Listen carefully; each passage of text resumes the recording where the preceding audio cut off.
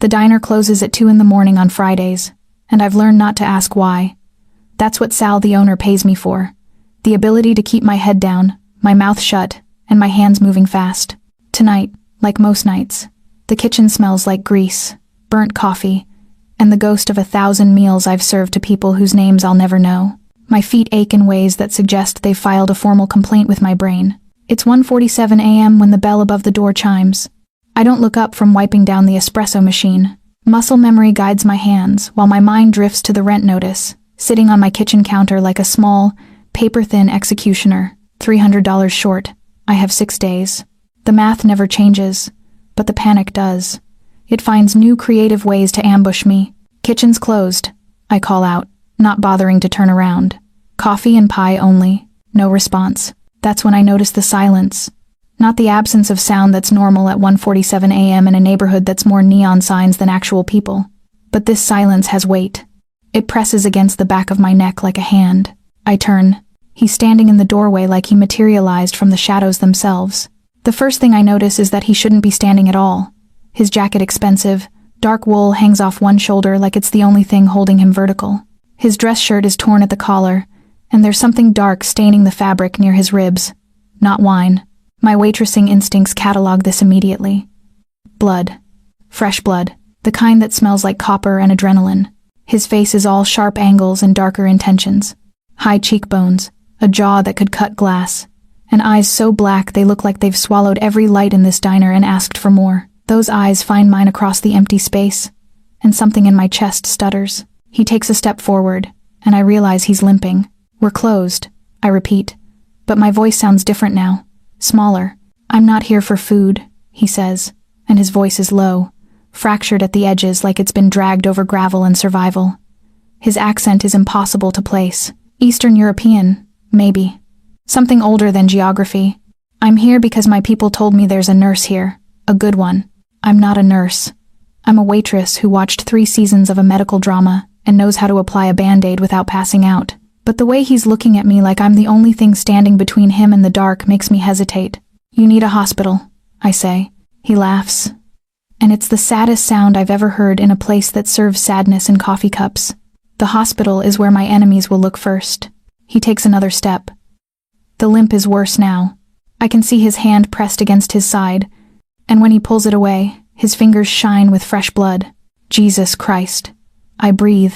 And I'm already moving 6 years of serving crisis and trauma, disguised as customers, has wired my body to respond before my brain catches up. Sit down before you bleed all over my floor. Sal charges me for spills. It's a stupid thing to say. But it's the only thing I know how to do. Normalize crisis through sarcasm. It's my superpower and my curse. He moves to the nearest booth, slow, deliberate. Like each motion is a negotiation with his own body. I grab the first aid kit from under the register, kept stocked, because Fridays draw a certain clientele, and slide into the booth across from him. My diner apron still tied around my waist. What happened? I ask, pulling his jacket away carefully. Business dispute, he says, which tells me everything and nothing. I lift his shirt. The wound is a graze, deep, angry, definitely needs stitches, but survivable. The blood has mostly clotted. He's lucky. Or someone wanted him to be lucky. You really should. I know what I should do, he interrupts, and there's something in his voice now that makes the air taste like copper. I'm doing what I need to do. My hands work on autopilot, cleaning the wound with hydrogen peroxide, watching him not flinch once. Not a twitch, not a breath. This man operates in a space beyond pain, which tells me his pain must be catastrophic. Who are you? I ask, trying to focus on the practical threading a needle, making my stitches even, pretending this is normal. Someone you shouldn't know, he says quietly. Too late, I whisper, and I don't know why I'm whispering. I already know you bleed like everyone else. He goes still. His black eyes lock onto mine, and in that moment, I feel the force of something ancient and dangerous and wounded shift its entire attention toward me. It's terrifying. It's magnetic. It's like staring directly at the sun and expecting not to burn. What's your name? He asks. Arya, I say, because he's looking at me like my answer matters more than his next breath. Arya, he repeats, and the way he says my name like it's a word in a language he's just learning. Like it costs something to speak. It makes my stomach drop. The door chimes again. Both of us go rigid. His hand moves with liquid speed to my wrist. Not violent, but absolutely immovable. He's suddenly less wounded man, more predator waiting for prey. "It's okay," comes a voice from the doorway. A woman in her 60s, bleached blonde, wearing the same diner apron I am. "It's just me. Forgot my purse." "It's Margaret, the night shift regular, who works Thursdays." The man releases my wrist, and I don't realize I was holding my breath until I exhale. "Aria, honey." Is that Margaret's words die as she sees the state of the booth? The blood on my hands. The torn shirt. The man who looks like he just crawled out of a tomb and decided he liked it. "Oh God, he needed help," I say, which is incomplete and dangerous and the truest thing I've ever said. "You can't—" Margaret starts, but the man stands, and something in his posture silences her completely. He's not threatening, he's just present, and his presence is enough. "She was kind," he says to Margaret, still looking at me. "That will be remembered." Before I can respond, before I can even process what he means by remembered, he moves toward the back exit, the one that leads to the alley, the one that employees use for smoke breaks and avoiding difficult customers. "Wait," I call out without thinking. I need nothing," he says, pausing at the threshold. "But you, Aria, you need to be careful what you wish for. Kindness to men like me is a dangerous currency." The door closes behind him, and he's gone like he was never there at all. Margaret and I stand in the fluorescent aftermath, and all I can think is that my rent money, the $300 I desperately need, just walked out the back door. But something else walked in. Something older and scarier and entirely beyond my comprehension. And whatever it was, it knew my name. 3 days pass. I tell myself it was a hallucination brought on by too many double shifts and the low-grade panic that comes with being permanently broke. The brain does weird things when it's desperate. But the diner still has a dark stain on the booth seat that won't come out, and Sal found it this morning. He asked no questions, which means he already knew the story. He also didn't fire me, which means whoever bled in booth 4 has enough influence to make my employment secure. That realization sits in my stomach like a stone. I've started noticing things since that night. Small things. The same black car parked across the street when I leave work. A man in a gray coat, who doesn't order anything but sits in the corner booth for hours, watching the door. Yesterday, my landlord, a creature usually more interested in his television than his tenants, brought me an envelope with 6 weeks of paid rent from an anonymous benefactor, his hands shaking as he handed it over. The money has the same quality as my fear. Tangible but impossible to explain. Tonight, I'm closing alone because Margaret called in sick, and Sal's nowhere to be found. The diner feels different when I'm the only one in it. Larger, more echoing. My footsteps sound like a heartbeat in a tomb. I'm wiping down the counter at 1:30 a.m. when the lights flicker. Once, twice. It's a Tuesday, so there are no customers. No Margaret, no Sal lurking in the back office. Just me and the fluorescent hum, and whatever has decided to reclaim my normal. The phone rings. I stare at it. The diner's phone never rings this late. My hand reaches for it before my brain can lodge a reasonable objection. "Hello?" My voice sounds very small, breathing on the other end. Not heavy, just present. Listening. "Who is this?" I ask. "Someone checking that you're safe." The voice is low, measured, with that accent I can't place. The one attached to wounded black eyes and hands that knew exactly where my pulse was. My throat closes. "How did you—" I start. "You're going to close the register," he continues, like I didn't speak. "You're going to walk to your car. You're not going to stop. You're not going to look in the mirrors. You're going to drive straight home." "What?" "Who?" "There's someone watching you, Moya. Not me. Someone else. And they need to see that you're predictable, safe, unimportant." The phone line goes dead. I stand there, receiver still pressed to my ear, my heart performing an Olympic-level gymnastics routine in my chest. Moya, the Russian word for mine, sits in my mouth like poison and honey mixed together. The lights flicker again. This time, I move.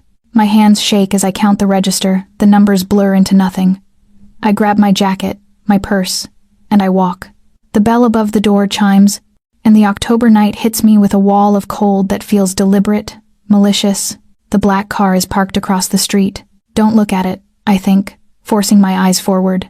Don't acknowledge it. Don't give it a reason to be anything other than background. My car is a 2008 Honda Civic held together by spite and prayer. It takes 3 tries to start, it always does, and as the engine turns over, I see movement in the black car. A door opening. I drive. The streets at 1:45 a.m. are a surreal landscape. Empty, except for the occasional insomniac or creature of night. All neon and shadows, and the feeling of being watched from the dark. My apartment is 16 blocks away. Normally, I drive with the radio on, humming, trying to fill the silence. Tonight, I drive with the radio off, my hands at 10 and 2, my eyes forward. I check the mirrors once. The black car is 3 lengths back. My breath comes shallow. The rent money suddenly feels like blood money. Everything feels stained. I don't go home. It's not a conscious decision. My hands simply don't turn the steering wheel toward my apartment. Instead, I drive toward the park, the one with the old playground and the running trail that cuts through the woods, the one I've always been afraid to visit because newspaper headlines are full of stories about women who thought they were safe in dark places. I pull over at the entrance, turn off my car, and wait. The black car passes without slowing. I watch it disappear around the corner, and for a moment, the only sound is my own breathing. Then another car pulls up behind me. This one is different, sleek, dark, expensive in a way that makes my Civic look like a toy. The door opens, and a man steps out. Not the man from the diner. This one is younger, with cold eyes, and the kind of built that suggests his job description includes violence. "Miss Aria," he says, and there's no question in his voice. "Sir needs to see you." "I'm not going anywhere with you," I say, but my voice betrays me by shaking. "That's not a request," he replies, opening the passenger door. "And you should know the car following you for 3 days? They're not ours. They're working for someone else. Someone who wants to know why you helped our boss. Someone who thinks you might be important to him, which makes you a liability to them." He says it like he's explaining the weather. "And going with you won't make me a liability?" I ask. "No," he says simply. "It makes you protected." I look at my apartment building in the distance. I think about the anonymous rent money, the flickering lights, the voice on the phone that knew my name and called me Moya, like it was a prayer or a curse. "If I get in this car," I say slowly, "what happens to me?" The man's expression doesn't change. You meet the man who saved you without letting you say thank you. And you learn why being kind to people like him is the most dangerous currency in existence. I think about the wound, the blood, the black eyes that swallowed light. I get in the car. As we pull away from the park, I see the black car reappear in our mirrors, following at a careful distance. The man beside me watches them with the expression of someone who's bored by a problem he's already solved. "What's your name?" I ask.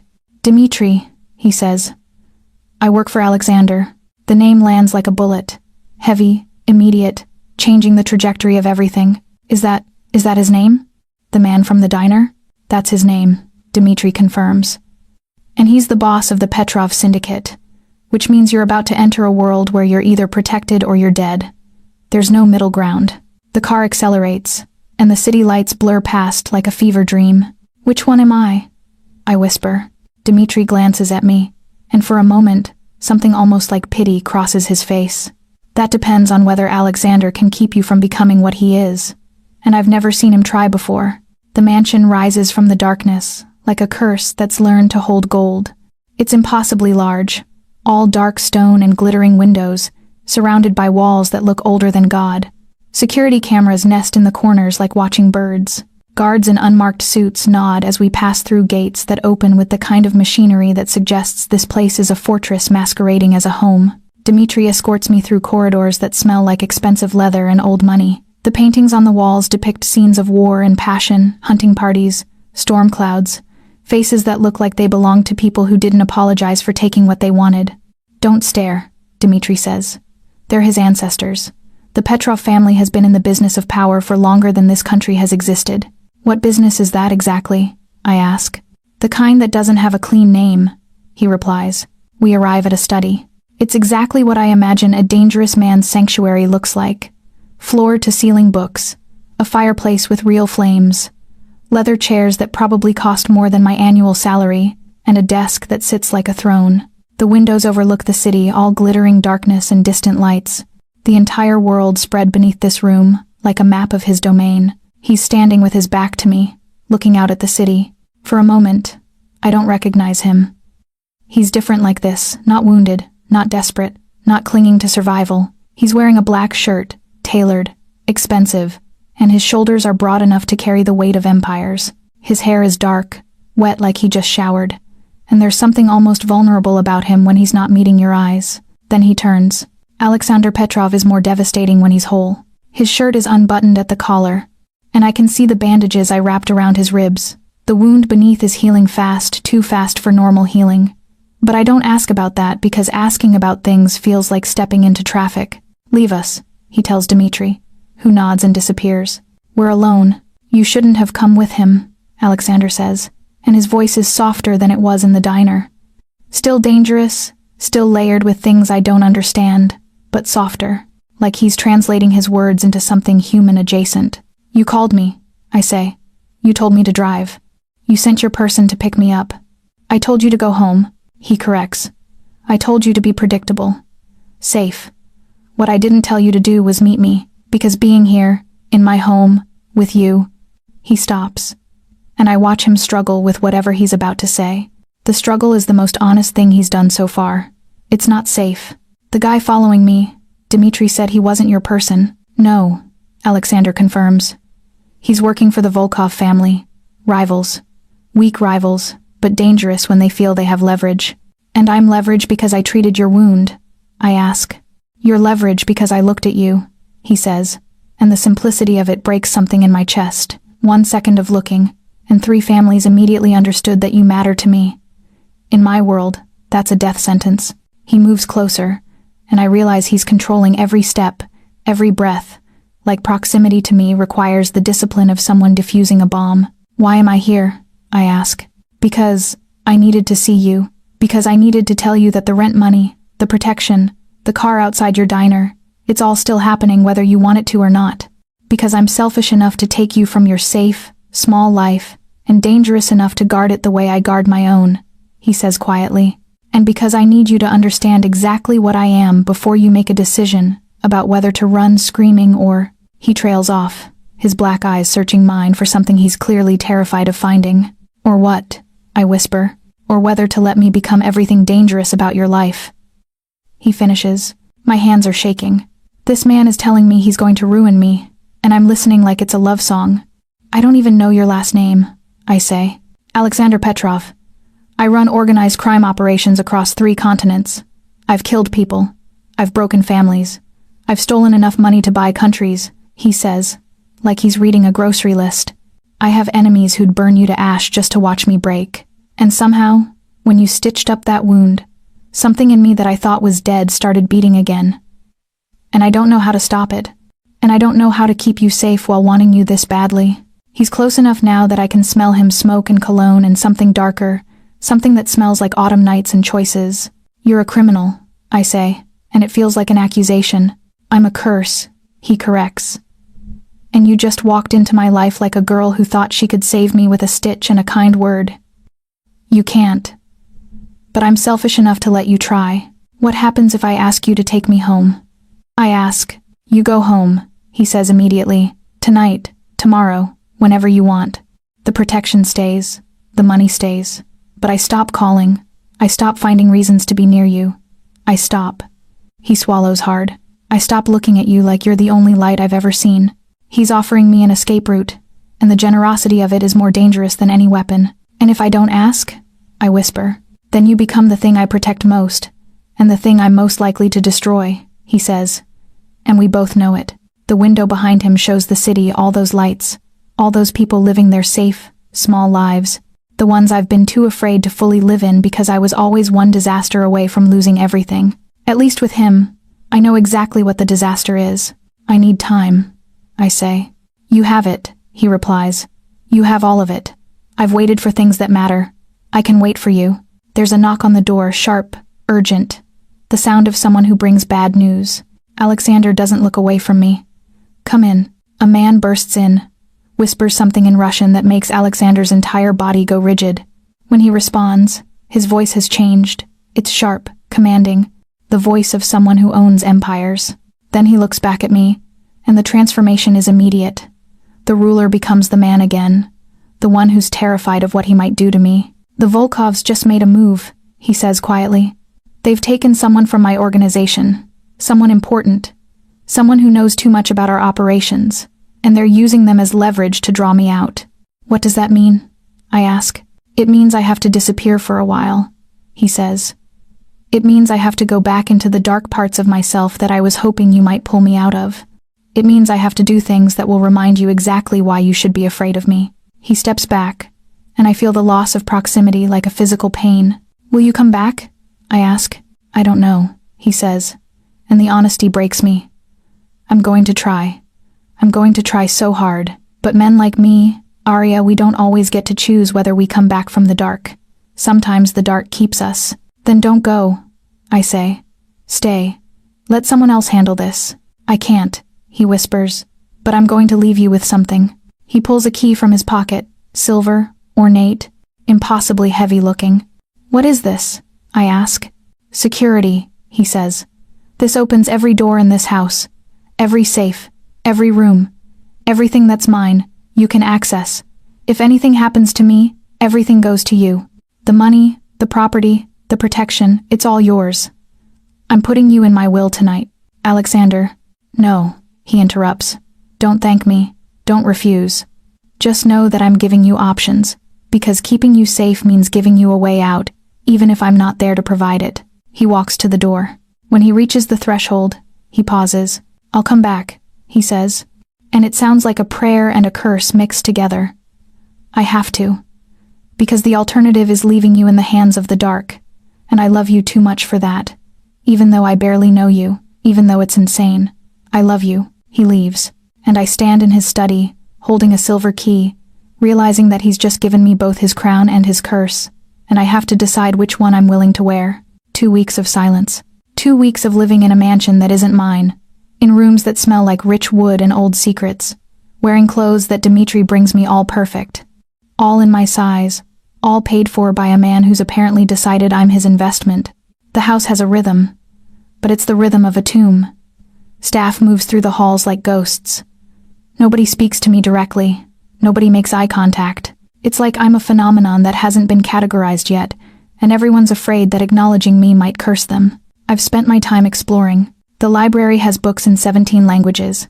The study has photographs of a younger Alexander, with people who have the same sharp features family, I assume, though his expression in every photo is the same. Cold, controlled, unreachable. There's a room on the 3rd floor he's locked. I found it by accident when I was wandering at 3 a.m. because sleep is a luxury I can no longer afford. The door is black wood, reinforced, and the lock is electronic. I tried the silver key, it doesn't work. But I can hear something beyond the door. A heartbeat, maybe, or the hum of machinery. Something is locked in this house, and Alexander doesn't want it found. Tonight, I'm in the kitchen at 2 a.m., making tea I won't drink, when Dimitri appears like he materialized from shadow. You should be sleeping, he says. It's the most he's spoken to me since he brought me here. You should be outside instead of creeping up on people, I reply. He almost smiles. Almost. Alexander would kill me if you had a heart attack. Where is he? I ask. The question I've been asking for 14 days. Where he needs to be, Dimitri says, which is the answer I get every time. There's been a situation, a complication. Is he alive? Yes. Dimitri leans against the counter. But he's going to do something very dangerous to fix this. Something that goes against the rules he's built his entire empire on. What are you saying? I'm saying that the girl he brought here, the waitress he stitched to the core of his world, she's worth him breaking every law he's made. That's unprecedented. That's dangerous for him. And it means whatever he does next will scar him in ways violence never could. There's a sound at the kitchen door. We both turn, and for a moment, I think it's him, but it's a woman. She's perhaps 60, with Alexander's sharp features and eyes that have seen things that made them hard as diamonds. She wears an emerald robe like it's armor. You, she says to me, and her accent is pure Russian, older than time. You're the reason my grandson is burning his entire operation. Mother, Dimitri says, a warning in his voice. I'm his grandmother, she continues, ignoring Dimitri completely. My name is Katya Petrov, and I want to know why a waitress is worth the legacy of the Petrov family. I don't know what to say, so I tell the truth. I don't think I am. She studies me with an intensity that feels like being examined under a microscope by God. You stitched him, she says finally. Not like a doctor. Like a woman who believed she could heal him. Do you understand how rare that is? Alexander has been taught from birth that love is a weakness, that vulnerability is a disease, and then you touch his wound like it's not something to be ashamed of, and suddenly he's willing to tear his world apart. I didn't ask for this, I say. Neither did he, Katya replies.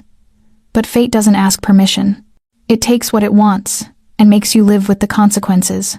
She moves closer, and I see the resemblance now, the same sharp cheekbones, the same way of holding power in her shoulders. There's a curse on this family, she says quietly. One that's been passed down for 3 generations. Every Petrov man who reaches power learns that love destroys him. My husband chose power and died alone. Alexander's father chose power, and it corroded him until he was empty. Alexander swore he would never choose love, that he would be the first Petrov to master the darkness, instead of being mastered by it. What are you saying? I whisper. I'm saying that by loving you, he's breaking the only rule he's given himself. I'm saying that the curse doesn't like to be broken, and I'm saying that you need to understand exactly what you're asking him to sacrifice. The lights flicker, just once. But it feels ominous, like the house itself is listening. There's a room on the 3rd floor, Katya continues. The one you found but can't open. Do you know what's in there? No, I say. His mother, she says quietly. Alive, but not. Conscious, but not. She reached for love once, when Alexander was a child. The curse took her sanity as a price. She's been locked away for 30 years, and Alexander goes to her once a month to sit with the woman she used to be, and ask forgiveness for the thing he was born with. My stomach turns to ice. The curse isn't a myth, Katya finishes. It's as real as blood and bone. And loving you means he's risking his mind, his soul, everything he's built to keep himself sane. So the question isn't whether he's worth you, girl. The question is whether you're worth the price of him. Before I can respond, there's movement outside the kitchen window. A car pulls up to the gates. Through the glass, I see Alexander emerge. His clothes are torn, there's blood on his neck, and he moves like he's carrying something too heavy for any one person to bear. He's home. Katya melts back into the shadows like she was never there. I'm at the door before I can think about what I'm doing. I'm running down the corridor before I can consider the consequences, and I'm throwing open the front door as he's stepping through it, looking at me with eyes that have seen atrocities. I'm sorry, he says immediately. I'm sorry I left you.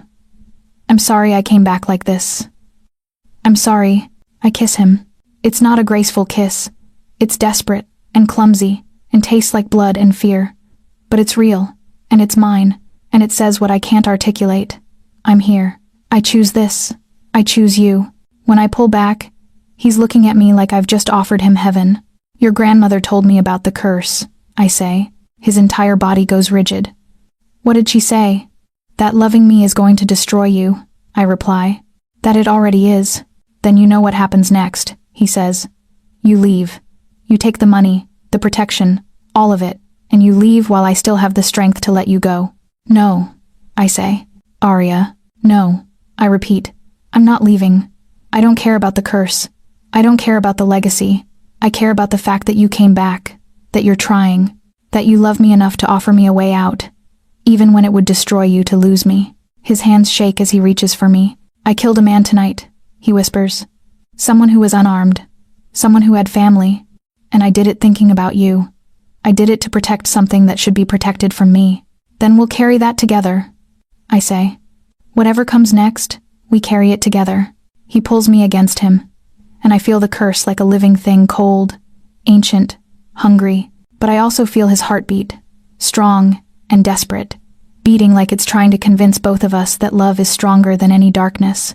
The doubt in his eyes suggests he's still not convinced, and that's when I realize this isn't a story about whether he's worth saving. It's a story about whether the curse will let him go. The fever starts 3 days after he returns. I notice it because I've been watching him the way hunted animals watch for predators, waiting for the moment the curse decides to collect its price. He's cold despite the fire roaring in the study. His hands shake when he thinks I'm not looking, and there's a darkness gathering behind his eyes that feels less like exhaustion and more like something alive. You need to go to the hospital, I tell him, pressing a cool cloth to his forehead. No hospitals, he says, the words clipped, automatic. Hospitals are where enemies find leverage. You're sick, Alexander. Not everything is a conspiracy. He catches my wrist. Not aggressive, but absolute. Trust me when I tell you everything is a conspiracy. Especially my body turning against me right now. I pull my hand back, frustrated. Your grandmother told me about the curse. About what happens to the men who love. Something flickers across his face. Fear, resignation, hope. All of them fighting for dominance. Katya talks too much, he says. She said your mother is in that locked room upstairs. She said the curse took her sanity as payment. It did, he confirms. My father chose love once. He chose my mother. And the curse decided love was too dangerous, so it stole her mind. She's been alive all these years, but she doesn't recognize anyone. She doesn't speak. She just sits in that room. And sometimes she screams, and sometimes she cries. And I visit her once a month and I tell her I'm sorry for existing. His voice is matter of fact, which somehow makes it worse. That's not going to be you, I say. You don't know that, he replies quietly. You're here because I was selfish. You're here because I couldn't accept that safety meant staying away. And now the curse is burning through me because it always does. It always takes something. And this time, it's going to take me slowly, in front of you, and you're going to have to watch the man you choose to love become something empty. Stop, I say. Stop talking like that. I'm talking like someone who's watched this movie before, he says. I'm talking like a man who has one choice left. Disappear so the curse only destroys me, or stay and risk it destroying you too. That night, he leaves. I find the note on my pillow, written in handwriting that's barely controlled. I can't protect you from myself. The curse is old, and it's hungry, and it's learned that I'll do anything to keep you safe. Which means I have to become the thing you're most afraid of. By the time I see you again, if I see you again, I need to be different. I need to be the man who doesn't deserve you, so you can stop sacrificing yourself for something impossible. The key opens everything. The house is yours. Take what you need, and build the life I've stolen from you. I love you. That's the cruelest thing I've ever done. I don't cry. I can't cry. Crying feels like accepting that he's right, that we're impossible, that the curse was waiting for me the moment I touched his wound. Instead, I do something foolish. I find the hidden room. It takes me 4 hours and a stolen security card from Dimitri's desk, but I figure out the pattern. The lock is biometric, but it also has a manual override hidden in the frame. When the door opens, what I find is both exactly what I expected and nothing like I imagined. It's a medical suite. High-tech, sterile, with machines that monitor everything. And in the center, on a bed surrounded by the best medicine money can buy, is a woman who looks like an older, broken version of Alexander. She's awake. Her eyes track me across the room, and there's something there, some fragment of consciousness that registers my presence. Hi, I say softly, because protocol feels absurd in the face of this much pain. I'm Arya. I love your son. She doesn't respond, but her hand trembles, like the words have reached something in her that's still alive. I spend the night talking to her. I tell her about the diner, about the night Alexander came through bleeding, about the way his eyes look at me like I'm the only thing keeping him tethered to earth. I tell her about the curse, and about the impossible choice he's making. By morning, my voice is hoarse, and she hasn't responded, but something feels different. The machines show her heart rate is stronger. There's color in her cheeks that wasn't there before. Dimitri finds me at dawn. You shouldn't be in here, he says, but he doesn't try to remove me. How long has she been like this? I ask. 32 years, he replies. Since the night, the curse decided love was too expensive. What if it's not? I ask. What if the curse isn't punishing love itself, but the men who love? What if it specifically targets Petrov men, because they refuse to let the woman they love help them carry the burden? Dimitri stares at me. You think the curse is about pride? About choosing power instead of partnership? I think, I say carefully, that your boss has spent his entire life learning that love is weakness. I think the curse may have exploited that belief, because belief is stronger than any magic. And I think if he learned that love is actually strength, if he let someone love him as completely as he loves them, maybe the curse would have nothing to feed on. That's a theory, Dimitri says. But the cost of being wrong is his mind. It's your future. It's everything. I know, I reply. But he's already paid the price of running. I'm going to pay the price of staying. Alexander doesn't come back for a week. When he does, he's different. His eyes are hollow, and there's an exhaustion in his face that suggests he's been awake for days. He doesn't see me at first, he just walks into the study and pours vodka with shaking hands. I can feel it, he says to the empty room. I can feel it in my skull, grinding against my thoughts. The curse doesn't like that I stayed. It doesn't like that I loved her. It's going to take everything. Then let me help you carry it, I say from the doorway. He looks at me, and for a moment, I see pure terror in his eyes. The terror of a man watching the thing he loves become exactly the target the curse was aiming for. I sent you away, he says. I didn't go, I reply. I stayed with your mother. I sat with her, and I told her about you. And somewhere inside whatever the curse has left of her, she listened. He moves toward me. But it's not the controlled grace he's learned. It's desperate, unsteady, the movement of someone breaking. I can't do this to you, he whispers. Then don't, I say. Don't carry it alone. Let me carry half. Let me be the strength you're too proud to need. Let me love you not because you deserve it, but because I choose it. And when he finally reaches me, he's crying the kind of tears that only come when something inside finally admits defeat. The curse doesn't scream, but the house holds its breath. The first seizure happens at midnight. We're in bed, and his body goes rigid, his back arching like something's pulling him apart from the inside. I should be terrified, but I've been waiting for this. The curse doesn't negotiate. It takes payment. Alexander, I say, holding him down, my voice steady even as my hands shake. I'm here. I'm right here. His eyes roll back, white showing, and the seizure rack through him like electricity. I've wedged pillows around him, called for Dmitri, done everything I can think of, but the truth is, there's nothing modern medicine can do for a curse that's been in his blood for 30 years. When it passes, he collapses, like his strings have been cut. His breathing is shallow, his skin is ice, and his eyes take a long time to focus on me. It's starting, he says hoarsely. The final phase. This is how it took my mother. It's not, I say, even though I don't know that. It's different this time because I'm here. You being here is what's accelerating it, he whispers. Don't you understand? The curse feeds on love. It grows stronger when it knows you're the reason I'm fighting. It's using you as fuel. A doctor arrives, one of Alexander's people, which means discretion and a willingness to treat the supernatural. She examines him thoroughly, checking reflexes, running tests, and finally shaking her head. There's nothing I can do, she says quietly. Whatever this is, it's not medical. It's cellular, but it's wrong in ways that don't make sense. It's like his body is rejecting itself. After she leaves, I sit with him in the darkness. I need to tell you something, he says. Something Katya probably didn't mention. There's a way to break the curse. There's always a way.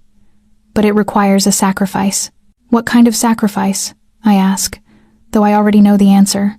The one thing the curse wants most, he says. Love. Willing, complete, conscious sacrifice. Someone would have to take the curse from me. Someone would have to agree to carry the darkness, so I could be free. No, I say immediately. I'm not asking you to do it, he continues. I'm telling you that it's possible. And I'm telling you because I need you to know that even if I break, even if the curse takes me completely, there's a path back. There's always a path back. I'm not giving up on you, I say. He reaches for me, his hand shaking. What if I am? What if I'm already gone and I'm just too stubborn to lie down? The seizures continue every few hours. Each one is worse than the last. His fever climbs. His mind starts to fray at the edges. He has moments where he doesn't recognize me. Moments where he thinks the woman locked upstairs is in the room with us. Moments where he's lost in time, reliving things he's never told me about. On the third day, Katya finds me in the kitchen. You have to stop this, she says without preamble. You have to let him go. I can't, I reply. You can, she insists. And you have to. Because the only way the curse breaks is if someone chooses him. Someone loves him so completely that they're willing to take on his darkness, and that someone will lose themselves, Arya. They will carry his pain, his sins, his madness, and they will spend the rest of their life trying to remember who they were before they made that choice. Then I'll be that person, I say. No, Katya says firmly. I will. She says it like it's a decision already made, already approved by forces larger than both of us. You? I ask, shocked. I'm his grandmother. I've known this day would come since he was born, she explains. I've been preparing for it. I've been learning the old magic, the language of blood and bone that existed long before modern curses, And I've always known I would have to be the one to take this from him, because it was my bloodline that cursed him in the first place. What do you mean? I ask. The curse isn't punishment, she says quietly. It's a choice I made when I married my husband. I chose power over love, and when he died from that choice, I swore my bloodline would never make the same mistake I did. I put a curse on every male heir, a curse designed to remind them that love and power cannot coexist, that choosing one means destroying the other. I did it to protect them from making the same choice I made. I did it wrong. Tears are streaming down her face, and I've spent 30 years watching my grandson fight a curse I gave him, and I've spent 30 years learning how to take it back. So this is how this ends. I take the curse, he gets to live, and you get to love him without watching him die from it. What happens to you? I ask. I become the cursed one, she says simply. But I've lived long enough. I've had my life. He deserves his. I want to argue, but I look at her face, and I see the acceptance there. This is a sacrifice she's been planning since before I met Alexander. This is an act of love so profound it breaks something in my chest. How? I ask. Blood magic, she replies. There's a ritual. It requires your help. That night, we gather in the locked room where Alexander's mother lives.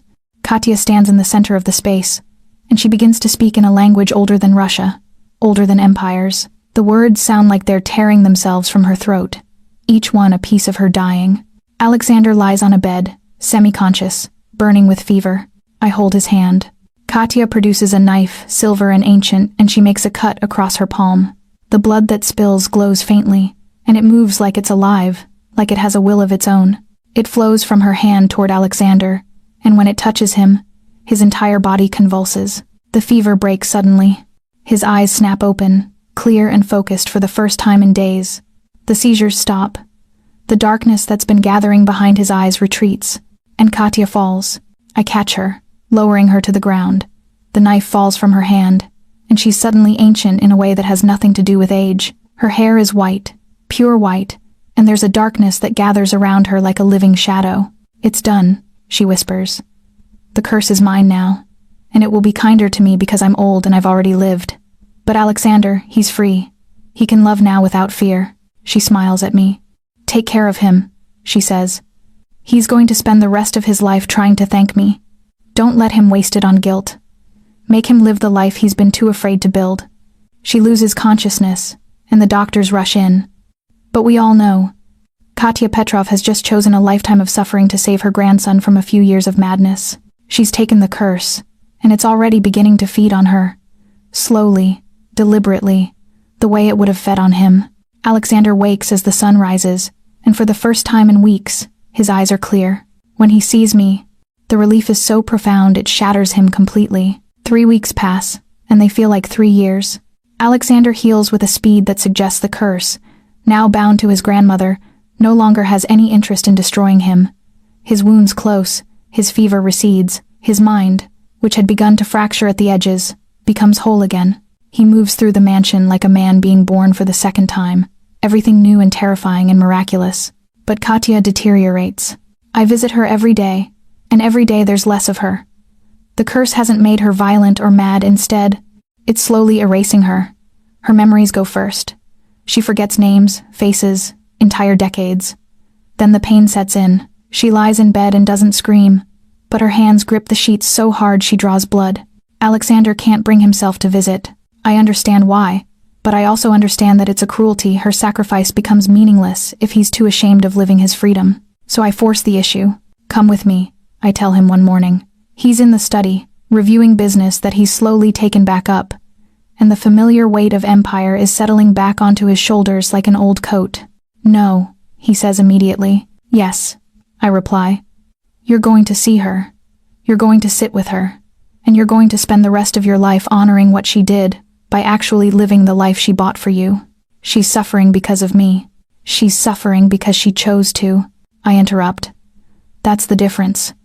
She made a choice, and she's at peace with it. It's you who's turned it into guilt, and that's far more insulting to her than any absence could be. He looks at me like I'm a stranger, like I've said something that breaks some fundamental rule of how he understands the world. Come on, I say, extending my hand. When we enter her room, Katya's eyes track us slowly.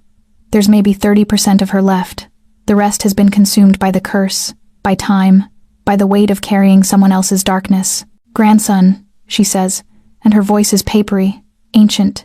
You're free, because you, Alexander starts, but she cuts him off with a look. Don't thank me, she says. Thank me by living. Thank me by not wasting the life I've given you on guilt.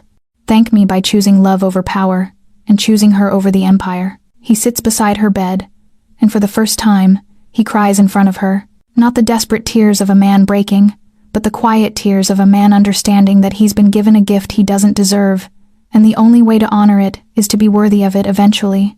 Katya reaches for my hand, the one not holding Alexander's. You love him, she says. It's not a question. Yes, I reply. He's going to destroy things, she tells me. Even without the curse, he's a weapon. And weapons leave damage. I need you to decide right now whether you're willing to spend your life rebuilding what he tears apart. I need you to decide whether you love the possibility of him or the reality of him. I love him, I say simply. The real him. Not the version I'm hoping he'll become. She smiles. And for a moment, there's a clarity in her eyes that suggests Katya is fully present, fully herself. Good, she says. That means you'll survive what's coming. What's coming? I ask. The rest, she replies. The part where love isn't enough. The part where you have to choose between the man you love and the world he's committed crimes against. The part where his empire will crack under the weight of redemption. She closes her eyes, but that's a problem for tomorrow. Today, I'm just old, and I'm tired, and I'm happy. So sit with me, both of you. Sit with me and let me feel like I did something good before I go. So we sit. Alexander holds my hand, and I hold Katya's, and for 6 hours we just exist together, breathing the same air, sharing the same space. She tells him stories about his childhood, that he's forgotten moments of joy before the empire claimed him completely. She tells me things she wants me to remember, small truths about love, about power, about the kind of woman a man like Alexander needs. When she dies, it's so quiet I almost miss it. Her breathing just stops. Her hand goes slack, and the darkness that was consuming her simply evaporates, like it was never there. The curse releases her, and Alexander's grandmother becomes free. Alexander screams then, not in pain but in pure, raw grief. He screams like he's trying to call her back from whatever comes next. He screams like he's finally understood the weight of the price she paid. I hold him, and I let him break, because some things are too big to hold together. That night, he stands in front of his desk with every weapon he has access to, and he makes a choice. I'm stepping back, he announces to Dmitri. I'm dismantling the operations that deal in human trafficking. I'm converting the seized assets to shelters and rehabilitation programs. I'm going to spend the next 10 years turning the blood money into something that at least resembles redemption. That will destroy you, Dmitri says quietly. I know, Alexander replies. But Katya gave her life so I could be free to choose something other than power. I'm not wasting that. He looks at me. And I'm choosing her. I'm choosing a life where my empire is secondary to building something with someone who loves me despite knowing exactly what I am. The Mafia doesn't let people walk away clean. The next week brings violence, betrayals, and a cascade of consequences. But Alexander faces it all with a calm that suggests he's finally at peace with the price of freedom. The question is whether I'm at peace with paying it alongside him.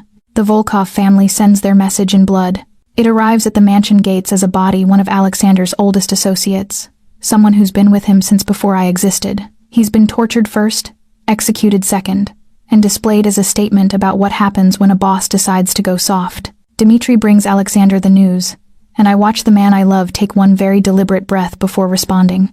Gather everyone, Alexander says quietly. Every lieutenant, every soldier, every asset, in 1 hour. Alexander, Dmitri starts, but there's no warning in his voice. There's resignation. He knows what this means. We all do. 1 hour, Alexander repeats.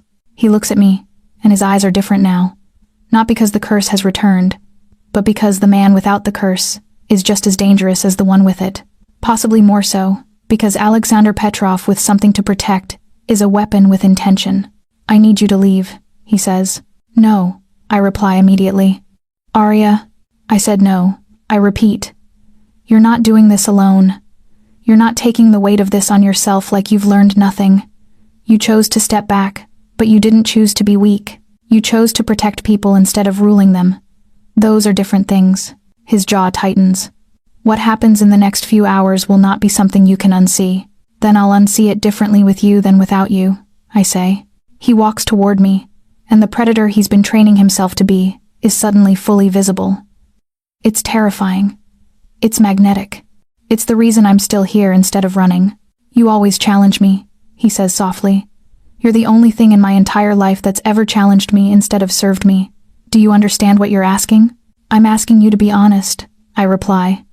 You're violent, you're ruthless, and you're trying to atone for it by becoming something else. But atonement doesn't mean becoming weak. It means becoming strong enough to make different choices. So make one. Choose her, choose me, while choosing to be the man who doesn't let his people die without consequence. He kisses me, and it's not gentle. It's a claim, a promise, a war declaration all at once. The assembly happens in the basement. This is something I've never seen before. Alexander's entire world gathered in one space. There are easily 50 people here, men and women both, all with the kind of eyes that have witnessed violence and participated in it. The air feels thick with electricity and barely controlled aggression. Alexander stands at the center, and when he speaks, his voice carries the weight of absolute authority. The Volkovs have decided they want a war, he says. They've decided that our decision to step back from certain operations is a sign of weakness. They've decided to test us. And I'm going to tell you exactly what's about to happen. And I'm going to tell you exactly what I expect from all of you. He pauses, and the silence that follows is absolute. First, the Volkov organization is going to cease to exist. Not surrender, not negotiate. Cease. We're going to burn them to the ground and salt the earth so they can never grow again. Second, we're going to make an example of their leadership that echoes across every major criminal organization on 3 continents. Third, we're going to do this while keeping civilian casualties to a minimum, and we're going to do it while operating within a framework of honor that the old empires wouldn't recognize. There's a stirring of confusion. This is not how empire runs. Empire runs on extremism. I know what you're thinking. Alexander continues. You're thinking that I've become soft, that the curse breaking something in me, that I've lost the ability to lead. You're wrong. I'm about to show you something worse than what the old Alexander would have done. I'm about to show you what a man can do when he's fighting for something other than power. He points to Dmitri. Call everyone. Call in every favor. Call in the federal agents who owe us, the politicians who answer to us, the rival families who understand what Volkov expanding means. We have 48 hours to dismantle them completely. Legally, if possible. Violently, if necessary. The assembly moves with the kind of efficiency that only comes from years of training. But it's different now. Instead of raiding competing territories, they're building a case. Instead of killing witnesses, they're collecting evidence. Instead of expanding power, they're creating accountability. It's war, but it's war fought by someone who's learned to hold a sword like a scalpel. Alexander works for 36 hours straight. I stay with him, bringing him coffee he doesn't drink, watching as he orchestrates the dismantling of a rival empire with the precision of someone executing a symphony. He's beautiful and terrible to watch this man who's learned to weaponize legality, who's learned that destruction doesn't require cruelty when it requires intelligence. When the Volkov organization collapses, it's not because of a massacre. It's because every secret they have is suddenly documented. Every crime they've committed is suddenly in the hands of people who can prosecute. Every alliance they've built is suddenly shattered, because the benefits of staying loyal no longer outweigh the cost. The bodies still come. Death is still part of the equation. But the death toll is measured in dozens instead of hundreds, and most of them are confined to the people who chose to fight instead of surrender. When it's finished, Alexander sits in his study as the sun rises, and he looks like he's aged 10 years in 2 days. I sit across from him, and I don't say anything, because words feel like insults to the weight of what he's done. I killed 3 people myself, he says finally. 2 with guns, 1 with my hands. I told myself I was doing it differently, better, but I still killed them. I still watched the light leave their eyes. I still felt the weight of being the reason they stopped existing. Yes, I say. And you're still here, he says, like it's a question. Yes, I repeat. Why? He asks. Why are you still choosing this? Why are you still choosing me? I stand, and I walk to the window. The city below is waking up, and nobody down there knows that an entire criminal empire collapsed last night. Nobody knows what it cost. Nobody will ever know the weight of the choice we're both making. Because you're trying, I say finally. Because even when you're drowning in your own nature, you're trying to be something better. Because loving you isn't about finding a good man, it's about standing beside someone while they become one. He stands, and he pulls me into his arms, and for the first time since the curse broke, I feel the entire weight of what his love means. It means war. It means consequence. It means choosing danger every single day, because the alternative is letting him face it alone. And somehow, impossibly, that feels right. He asks me to marry him at the grave of his grandmother. It's not romantic in the traditional sense. There's no ring yet, no rose petals, no orchestrated moment. We're simply standing at Katya's burial place on a November evening when the air smells like coming snow, and he takes my hand and says, "I want to spend the rest of my life trying to be worthy of what you've already given me." "That's not a proposal," I say. "It's not," he agrees. "It's a statement of intent. The proposal is, will you marry me knowing exactly what I am? Knowing that my hands will never be clean? Knowing that you'll spend your life untangling people from the consequences of my choices?" I look at the gravestone, Katya Petrov, 1943 to 2024. She chose love, and I think about the woman who gave her life so this man could be free to choose something other than power. "Yes," I say, "I'll marry you." He pulls me close, and it's different this time. Not desperate, not frantic, just absolute. He kisses me like he's sealing a contract with his body, and when he pulls back, there's something in his eyes that says he finally believes it. I'm not going to leave. I'm not going to run. I'm going to stay, even when it costs me. The wedding happens 4 months later, in the spring, at the mansion that's slowly transforming from a symbol of empire into something softer. Gardens have been planted where security barriers used to stand. The locked room where Alexander's mother lives has been converted into something more comfortable, more humane. She still doesn't recognize anyone, but at least she's not isolated anymore. I wear white, which feels like a statement in itself, not because I'm innocent, but because Alexander is choosing to make me something he protects instead of something he consumes. Dmitri stands as his best man. The guest list is small people who've agreed to testify about Alexander's crimes. People who've agreed to help build something new. People who understand that love looks different when it's not a weakness but a weapon pointed at everyone except the person you're choosing. When it's time to say vows, Alexander takes both my hands. "I promise to love you as violently as I've loved power," he says. "I promise to protect you with the same ruthlessness I use for my enemies. I promise to spend every day becoming a man who deserves you. And I promise that even when I fail, and I will fail, I will never stop trying. I promise that my last breath will be drawn knowing that you were the best choice I've ever made. My vows are simpler. I promise to love you as you are now. I promise to fight beside you as you become what you're trying to be. I promise to remember Katya every day, and to honor her by making sure you live the life she bought for you. When we kiss as married, there's no applause. Just the wind moving through the gardens and the knowledge that we've just pledged ourselves to something that half of the people here thought was impossible. That night, in our bed, with the city lights filtering through the windows, Alexander traces my face with his fingers like he's memorizing the topography of the only thing he'll ever let himself love completely. "I used to think love was a weakness," he says. "And now?" I ask. "Now I know it's the most dangerous thing I've ever encountered. It's stronger than power. It's more addictive than violence. And it's the only thing that's ever made me willing to change." He moves inside me like he's conducting a conversation with my body. And it's not just physical. It's the culmination of every choice we've made, every moment we've survived, every second of loving someone who was supposed to destroy us. When he comes, he says my name like it's a prayer. And when I come, I hold him like I'm trying to keep him tethered to me, to goodness, to the possibility that a man like him can be redeemed through love and choice, and someone brave enough to stand beside him while he becomes something new. Afterward, we lie in silence, and he traces patterns on my shoulder. "My mother asked about you today," he says softly. I turn to look at him. "She did?" "For the first time in 30 years, she said someone's name," he continues. "She looked at you sitting beside her bed, and she said Arya, like she was remembering that love existed before the curse took her mind." Tears spill down my face because the weight of that is too much. "What does that mean?" I ask. "I think it means that love has power we don't understand," he says. "I think it means that the cure for the curse isn't just sacrifice. It's being loved so completely that the darkness can't survive it. It's someone saying, 'I choose you anyway.'" He pulls me closer. "I love you," he says. "I love you in all the languages I speak. I love you in ways that terrify me because I know I could lose you, and it would destroy me more thoroughly than any curse ever could. You won't lose me, I promise. I might, he says quietly. The life we're building is dangerous. My enemies are still out there. The man I was is still inside me, waiting to reclaim the throne. But I'm going to fight it every single day, and I'm going to fight with the knowledge that you're fighting beside me. We fall asleep tangled together, and for the first time, his dreams don't seem to carry the weight of curses.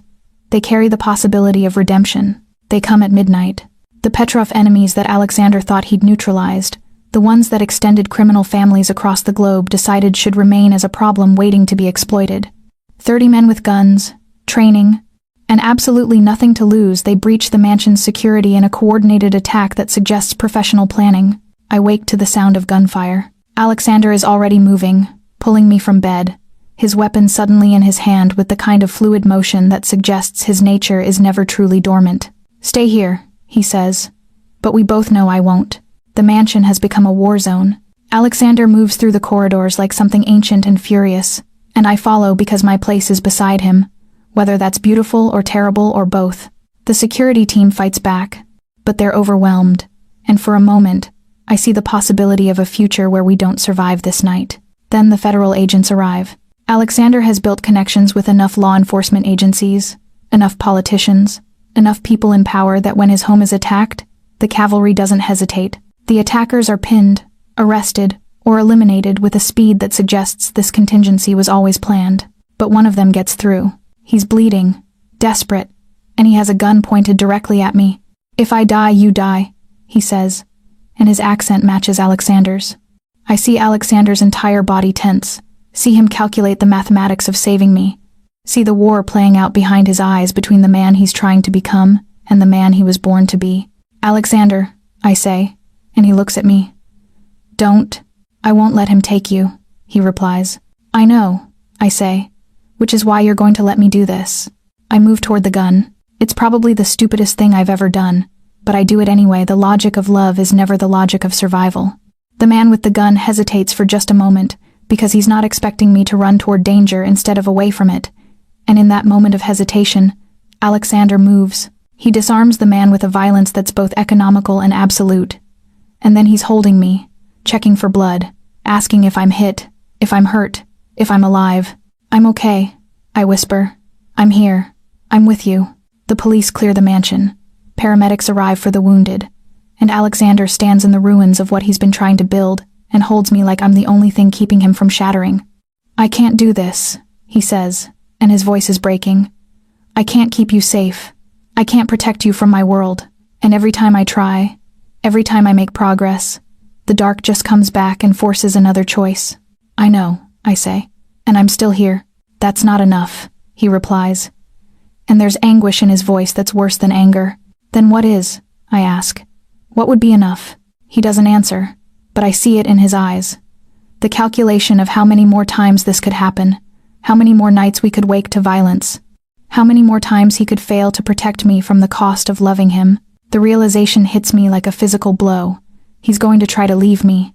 He's going to think that the kindest thing he can do is disappear, taking his danger with him. Don't, I say, reading his mind like I've learned to read his face. Don't you dare. Arya, you just proved something. I interrupt. You proved that you're willing to let the man you've built yourself to be protect me instead of reverting to the old Alexander. You proved that you've actually changed. And if you run now, if you decide that leaving is the answer, then Katya died for nothing. You'll be throwing away the freedom she bought you. He stares at me, and I see him wrestling with the truth of it. I love you too much to risk you like this, he says. Then love me enough to keep trying, I reply. Love me enough to believe that we're stronger together than we are apart. Love me enough to accept that the dark isn't going to stop coming, but we don't have to face it alone. He pulls me against him, and I feel the moment he makes the choice. Not to be perfect, not to eliminate all danger, but to stay, to fight, to build something with me despite knowing exactly how much it's going to cost us both. I'm terrified, he whispers. So am I reply. But I'm more terrified of a life where I'm not standing beside you while you figure out who you're trying to become.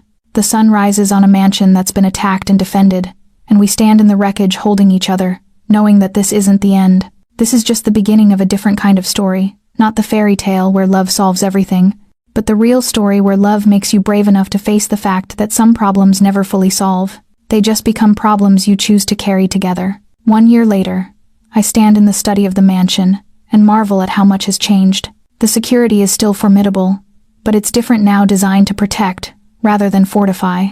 The business operations are still complex, but they're legitimized as much as possible. The money still flows, but some of it flows back into the communities it came from. Alexander sits behind his desk, and he looks less like a king and more like a man who's decided to carry his crown differently. The federal sentencing hearing is scheduled for next month, he tells me. They're recommending 15 years. You knew it would come to this, I say. I did, he agrees. But I'm not going to fight it. I'm not going to use my resources to disappear or evade. I'm going to accept the consequence. I walk to him, and he pulls me onto his lap like I'm something precious. What about the business? I ask. Dimitri's taking it, he says. I've trained him for the last year, showed him how to run it legally, how to walk the line between profit and ethics. He understands the assignment. And us? I ask. What happens to us while you're inside? You wait, he says simply. Or you don't. If you decide that 15 years is too long, if you decide that a life married to a man in prison isn't the life you want, I'll understand. I'll sign the divorce papers without fighting. You're insane if you think I'm leaving, I say. He smiles, and it's the real smile, the one that belongs to the man he's becoming, not the man he was. I love you, he says. I know, I reply. That's the only reason I'm staying. We spend the next 3 weeks saying goodbye to the life we've built. We visit his mother, and for one miraculous moment, she seems to recognize Alexander. Her hand reaches for his face, and she says his name like she's suddenly remembered the son she raised before the curse took her mind. We visit Katya's grave, and I leave flowers and a photograph of us on our wedding day. We make love like we're trying to fit a lifetime into moments. And we talk about the future, the one where he's released, and we build something real, something untouched by his old empire. On the day he has to turn himself in, we drive to the federal facility in silence. The goodbye happens in a visiting room with guards watching, and the weight of the justice system bearing down on us both. He holds my hand across the table, and he doesn't cry, but I do. Be strong, he tells me. Not because you need to be strong for me, but because you need to be strong for yourself. Live your life while I'm gone. Don't wait for me in some frozen moment. Grow, change, become. I'll visit. I promise. I know you will, he replies. And every time you do, I'll thank God that I found the one woman in the world brave enough to love a monster. And I'll spend every single day becoming a man who's worthy of that bravery. The guards come to take him away. I watch him walk through the metal detector and into the prison beyond, and I realize, this is what love looks like when it's real. Not the passion of meetings in dark diners, not the intensity of survival bonded together, but the quiet choice to stand beside someone even when the consequences are prison, even when the sacrifice is measured in years. 2 weeks after Alexander enters federal prison, I discover I'm pregnant. I sit in my doctor's office and stare at the ultrasound image, and I think about the curse, how it was supposed to make love impossible, how it was supposed to destroy anyone who got close to the darkness. But the curse is gone now, taken by a woman who loved her grandson more than she loved her own survival. Instead, I have this. A child growing in my body, a man in prison, willing to pay the price for his choices, and a future that's uncertain, but entirely mine.